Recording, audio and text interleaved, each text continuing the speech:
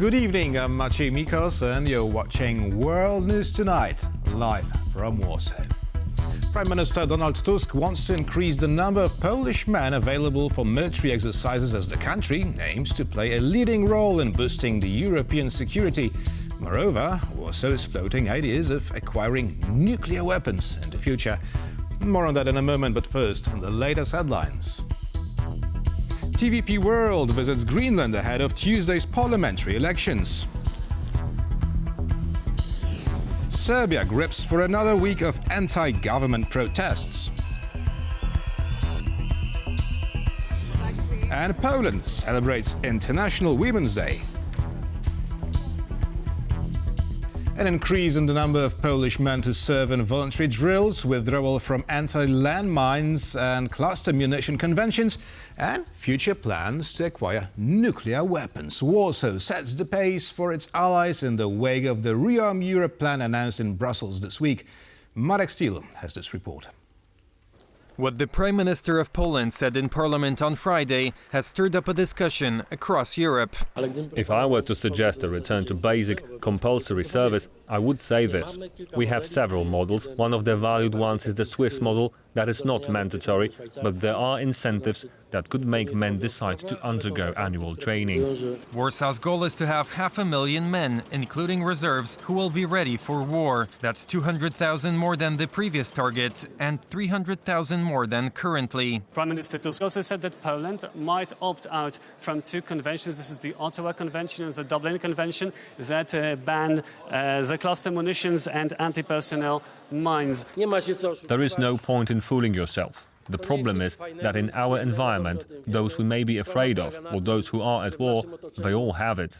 But that's not all. Poland is also seriously considering France's nuclear umbrella proposal. Warsaw wants nukes. The whole government, and especially Prime Minister Tusk, explore every possible option how to ensure our security. On the other side of the border, Belarus, Russia, they do not observe any kind of treaties. So in order to be secure, we need to react properly. So again, better late than never. Poland has placed a priority on ramping up production of weapons and overcoming bottlenecks that have slowed down production in the past. For many years, it was a question of money, right? And because if we look at the military spending, the times of increased military spending are quite recent. It's not been always like this, right? So I think first money, but once you secure money, there is a certain delay for ramping up production, right? Because the production capacity was just not there. The announcements by the Polish Prime Minister have raised some eyebrows abroad. Germany's public broadcaster ARD writes. What Tusk then says is surprising, even to regular listeners. Referring to the idea of Poland withdrawing from the Ottawa and Dublin conventions. The fundamental underlying red thread behind all of this is that the security environment has changed. It changed when Russia invaded Ukraine for the second time in the high-intensity kinetic conflict that's been going on since February of 2022. And it will change in the aftermath of whatever agreement it is made. Polish politicians seem to agree that when it comes to security, unity is of the essence. Tusk's proposals are likely to receive bipartisan support. On Tuesday, Greenlanders will go to polling stations to decide the future of the island, a semi-autonomous territory of Denmark. The vote will be overshadowed by the American president's plans to acquire the strategically important land area and transform it into another US state. Sonia Gatabyszczan reports from Greenland. This coming Tuesday, Greenlanders will elect members of their parliament. For much of the foreign press here on the ground, a key consideration is whether a potential win of the pro-independence parties would invite increased interest from the United States in the region. However, former finance minister revealed to us that the interests of common Greenlanders go way beyond this one angle. What I hope from this election is that we appoint politicians that do not focus on receiving the independence paper, but actually politicians that focus on all the things that can lead to that independence, that being education, there is a good welfare, and there is access to health care. The U.S. President Donald Trump repeatedly shared an interest in Greenland, a self-governing territory of Denmark. In 2019, it was for economic purposes. He called it a large real estate deal. More recently, he said that the U.S. needs Greenland for security purposes. In the north of Greenland, the U.S. has a space base which is used for early missile warning system. Aside from that, Trump is likely interested in this territory due to its rich mineral resources. The locals, however, have limited enthusiasm for Trump's comments. No. He's thinking just about money. I don't trust him. I don't like it. He's a dangerous man. Greenland is a former colony of Denmark, and in 2009, it obtained self-governing autonomy, which includes the possibility to declare independence from Denmark. We have a clear procedure for a decision on independence for Greenland, namely a referendum in Greenland, negotiations between the Greenland government and the Danish government. It has to be approved at the Danish parliament as well. Therefore, the talks of independence, which are now resurfacing ahead of the elections, are not new. We have to understand that we are still part of the Danish kingdom. That does not mean we do not want independence in the future, but it means that we have the right to determine our future and not our neighbors towards the west. None of the 5 political parties in the parliament seem interested in the idea of Greenland becoming part of the United States. A recent survey also shows that 85% of Greenlanders also oppose this idea. From Nuuk, for TVP World, Sonja Gatabishchan. As Ukraine struggles to repel Russian strikes without access to vital military intelligence from the US, the Kremlin is not showing any signs of easing its attacks against the country's civilians. Last night brought more casualties, as at least 14 people were killed and 37 wounded in the Donetsk and Kharkiv regions, according to local authorities. Piotr Miszczuk has more on the current situation in Ukraine. This is a building in the city of Dobropilya in the east of Ukraine, one of 9 that were damaged in an overnight Russian missile attack, the regional emergency service reported. This is an ordinary residential building. There were people inside. Several entrances were completely burned out, and this is just one of the damaged buildings. The others also suffered significant damage. Windows were smashed, vehicles that were parked near the site of the shelling were damaged. The Russian drones also fell on the Kharkiv and Sumy regions, sowing fear among the locals. I managed to run through the door to the shelter. As soon as I got there, I heard a lot of explosions and the sound of shrapnel hitting the door. I realized that it had hit us specifically. The Russians used the tactic of a double-tap strike. Last night, the Russian army struck the center of Dobropilya in the Donetsk region with 2 ballistic missiles. After our emergency services arrived at the scene, they launched another strike, deliberately targeting the rescuers. This is a vile and inhumane intimidation tactic often used by the Russians. The Russian strikes have intensified as a result of the US changing rhetoric towards Russia, according to a social media post by Polish Prime Minister Donald Tusk. This is what happens when someone appeases barbarians. More bombs, more aggression, more victims. Another tragic night in Ukraine. What might have been the biggest incentive for Moscow is the US suspension of all assistance to Ukraine, including aid going through the Poland-based hub of Rzeszów, as confirmed by Polish officials. It seems to me that the US government has blocked not only aid leaving the Rzeszów airport, but simply all aid to Ukraine. Cut off from US aid, Ukraine continues to carry out sabotage counter-operations against Russia. Its intelligence has succeeded in disabling locomotive transport of weapons from Russia, but Ukraine's Kursk offensive on Russian territory might grind to a halt due to fears over a possible encirclement of 10,000 Ukrainian troops. Without US support, the counter-offensive has become more of a challenge. We still can make attacks, but it's harder and they will be less accurate, so it is hurting. With the US pulling the plug on its assistance for Ukraine, Europe is stepping up its efforts. Ukraine said it had received close to 900 million euros as the first tranche of the UK's contribution to the G7 loan covered by frozen Russian assets. That's a very good step, and thanks to United Kingdom for leadership. But it's not much money in the UK. The biggest money are in Europe, in Belgium, if to be exact. Belgium did in fact freeze the most Russian assets, followed by France and Japan.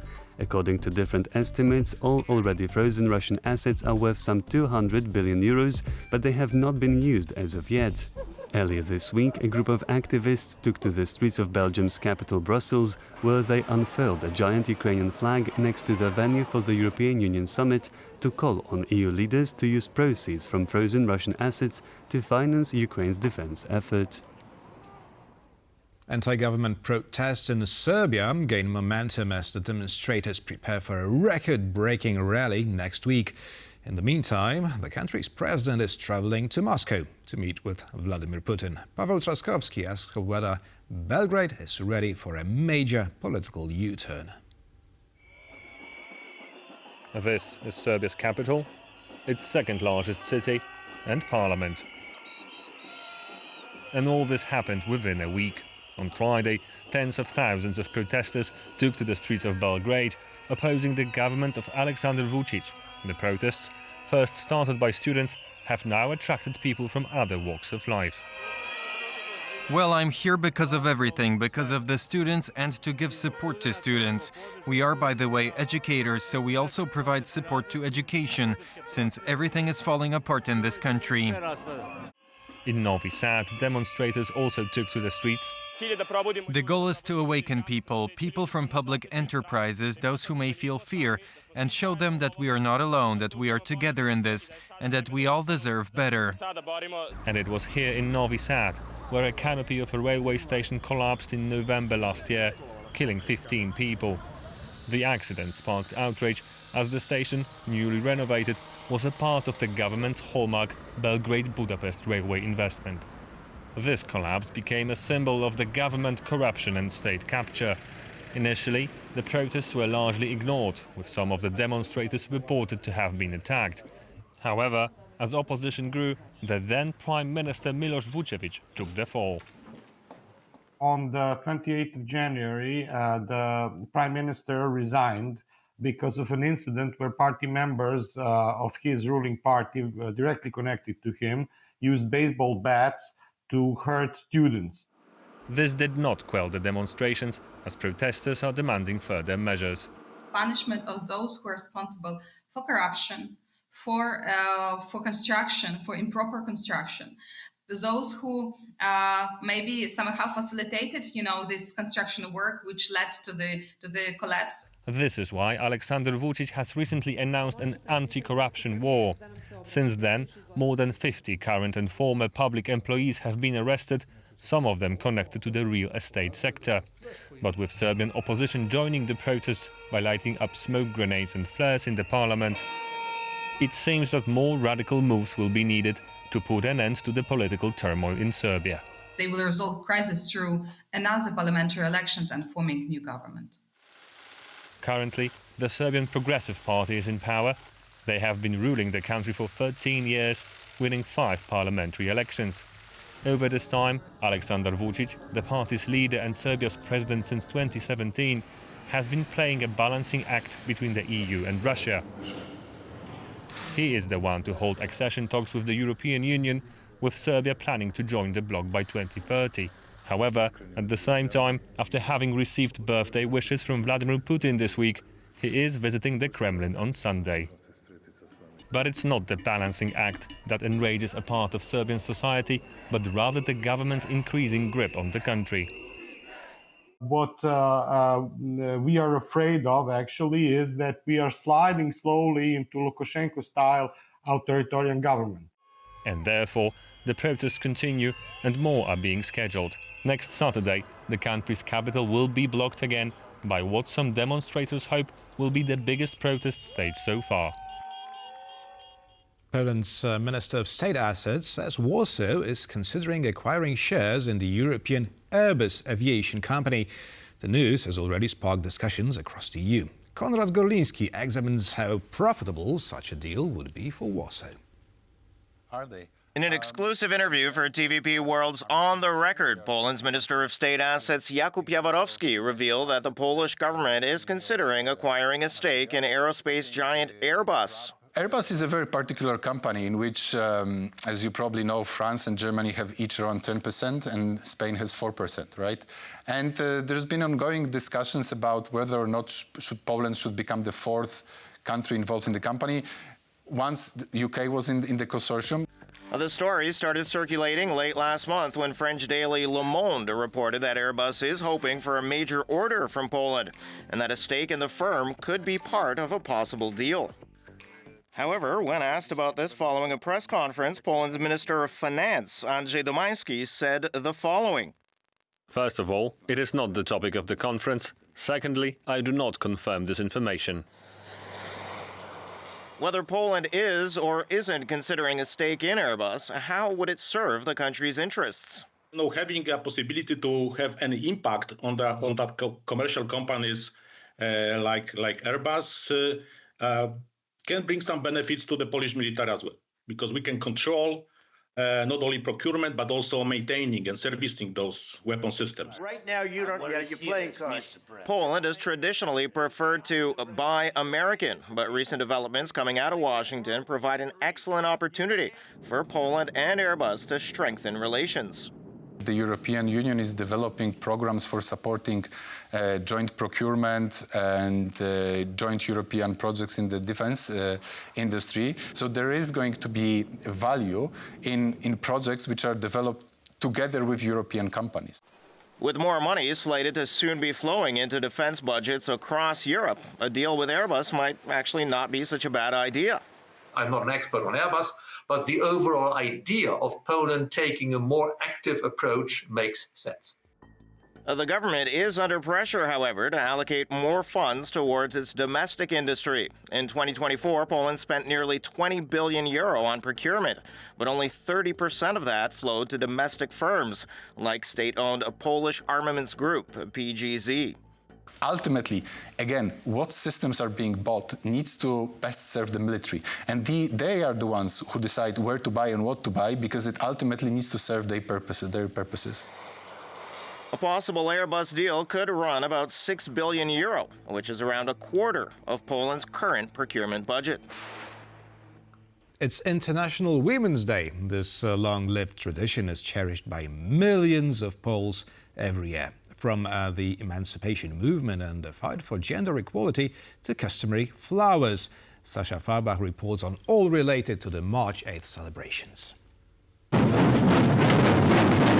Drumming, chanting, women united from Madrid, Berlin, Rome, and across the world.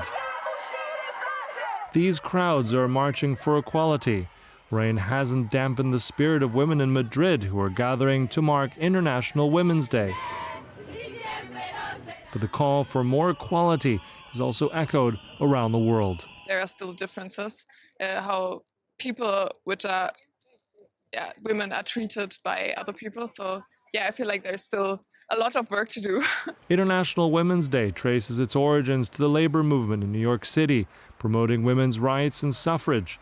The first celebration occurred in 1911 across Europe, inspired by a 1910 proposal at the International Socialist Women's Conference. The United Nations officially adopted the day in 1977, making it a global observance. Yeah, we got a special program for today, but we celebrate it just like every day. Thanks God we live in a free country where women are really respected. In Poland, International Women's Day is also recognized for its focus on equality and women's rights. However, many also view it as a chance to appreciate their loved ones. This day means sisterhood for us. It means that this morning I woke up to some wonderful text messages from my mom, grandmother, mother-in-law, all my friends and beautiful women whom I love. All girls send each other best wishes, and I wish it too to all of you. You are all beautiful, strong, and wonderful. Though commemorated globally, International Women's Day is symbolized by the color purple, and flowers also play a significant role. In Poland, it's common for people to gift special flowers to women on this unique day. First and foremost for my wife, my mom and my closest ones. And the choice fell on tulips. I am buying flowers for my mom. I really like these ones. I think they have pretty unusual color. I haven't seen such tulips or roses, so I chose these. International Women's Day isn't just a date on the calendar. It's a powerful reminder about the ongoing fight for equality across the globe. At its core, for many people, it is about recognizing and respecting women every day in every way. Sasha Farbach, TVP World. A shift in the U.S. approach towards the war in Ukraine and its relations with the Kremlin has prompted Europe to initiate a grand rearmament plan aimed at boosting the security of the whole bloc. Poland, which borders Russia and Belarus, is already modernizing its army and as it prepares for mass drills for all the willing men this year, it is also thinking about acquiring a nuclear weapon in the future. And to talk about the Polish army and the country's security, we're joined by Joshua Bergen, coordinator of the New Security Leaders Program at the Warsaw Security Forum. Good evening. Good evening. Thanks for having me today. Thank you for joining us, Joshua. So, on Friday, Polish Prime Minister Donald Tusk stated that Poland would be safer if it had nuclear weapons at its disposal, and that Warsaw will be looking into that avenue in the future. So, a very similar statement has been already expressed by Ukraine's ambassador to the UK and former Commander-in-Chief Valery Zaluzhny. Now, does it mean that soon many European states will try to obtain a nuclear bomb on their own, and what could it lead to? Well, first let me say my opinions here are my own. In watching sort of global history, it's been clear that those states who don't have nuclear armaments have relied on others to guarantee their security. In a less sort of clear environment at the moment, many are looking to have those self-assurances internally. To your point around Poland, I mean, we've also noted a dialogue with France. I mean, clearly France could be the protectorate with the nuclear umbrella, or indeed Poland could end up arming itself. I think it's very early to speculate. I think there's a lot of political posturing taking place on all sides of the Atlantic and beyond. And what's going to become reality is at least 18 months to 3 years away before we have any clear indication of what the current conversations are going to turn into in terms of reality. But it is clear that Europe is waking up, that they need to begin expending their own funds on defense and security, in addition to that of the U.S. But would it be possible for Paris just to loan some of its nuclear arsenal to Poland? I mean, these discussions would be incredibly secretive, and what happens is yet to be seen. My suspicion is that that Paris simply couldn't loan them, and if they did, it would be incredibly secret and non-disclosed. The notion of sort of an arrangement for building or an arrangement for sort of technology sharing, that's possible. And if anyone in Europe has earned the right and sort of is the front lines at this point, it is Poland. I mean, Ukraine has taken it on the chin. It's not fair. It's not right. But certainly Poland is sparing no expense to make sure they have the equipment, the insurance policies, the procedures in hand to ensure that Russia is not able to menace them. And a nuclear weapon would be the ultimate element of that. It takes more than money to acquire a nuclear weapon, as we both know. Now, Polish Prime Minister has announced mass military drills, in his idea for all men in Poland. Do we know anything more about this particular idea, and how much does it help to boost the security level of such a country as Poland? Well, we certainly understand that environments that are under threat, if there is a civil defense, if there's policies, procedures, plans, understanding of what should happen, that this itself serves as a massive deterrent. Is it merit? Is it warranted? Is it absolutely necessary right now? Probably not. But you don't prepare for a crisis when it's weeks away. You prepare for a crisis when it's years or months away, to where the actions, the behaviors become routine, almost muscle memory. And the notion of a civil defense that's well organized, incredibly articulated, has done drills, exercises. People know who to call within the phone tree, where to report, who to evacuate. This is all stuff that gets done years ahead of time, and it is important. And frankly, I think it's the right thing for Poland. I think it's the right thing for Taiwan right now. I think it's the right thing for the Baltic states. Anybody that's facing a near border threat that doesn't have a civil defense plan, well organized, well executed, well planned out, the expectation that somehow society is going to be resilient in the day of assault is fantasy. I think it's smart on Poland. And I will stop here. I sense you're ready for the next question. Oh, yes, I am. Now, Donald Tusk is talking about the Swiss model of military training. Switzerland, if I'm not mistaken, has been attacked for the last time in the 19th century. So could you tell us more about this Swiss model? Well, it's famously known that the Swiss, every household in the country is armed. Every sort of male member of the country is expected to serve. Again, this may not be like full-time active duty, but they're expected to have capacities, training, skills in place should the country ever be assaulted. They continue to have bunkers all throughout the mountains, which are prepared, equipped. They are not dormant at this point. These things are exercised, and if this society is ever attacked, they will absolutely harden up like the shell of a tortoise and resist at all costs. And frankly speaking, I think it does serve as a model for Poland and others right now. It's a good model to follow. Now, Poland is considering withdrawing from the Ottawa and Dublin conventions. Now, those are about cluster munitions and landmines. Now, is this an absolute necessity for Poland now? I would say this. In the broad context, the United States has been calling on, and history demands, that Europeans stand up their own defense, and I think Poland is leading the way. Do we like the notion of cluster munitions? Absolutely not. But may they be necessary in the face of an aggressive force such as the one we've seen attack Ukraine? Absolutely. These deliberations have already happened and have been solved within Ukraine. The idea that Poland is just making themselves available to the same munitions, I think, is a rational position at this point. It could well be a posture. They have time to decide it. But if it's an already done deal, to me, that's not a crisis point. The decision was made earlier in Ukraine. Right. Now, in your opinion, if a very solid peace agreement is reached in Ukraine, should Poland continue on its path of pumping, very large sums of money into its army? Call me a skeptic, but what is a very solid peace agreement in the context of Russia, which violated the Budapest Accords, violated Minsk, violated other things? I don't want to over-demonize Russia, but they do have a track record. So the notion that somehow a peace agreement is signed and suddenly Europe goes back to its old norms, I think is a fantasy. I think Poland has led. I think Poland deserves a pole position place within the discussions and positions. If I were sort of the head of the U.S. and any declaration I did in Europe, I would guarantee Poland was at the table because it's leading by example at 4.7%. Other nation states in Europe, as well as the EU, generally should follow. So no, I would not draw down at all if there's something on paper, because things in paper need to be observed over time to know if they're real. Right. Now, lastly, Russia's invasion of Ukraine has resulted in Poland quickly modernizing its army, and it's already spending more than 4% of GDP on that purpose. Now, what areas should Poland invest into next? It has already bought many tanks. Poland has now modern jets. Now, what about the Navy? What about long-range missiles?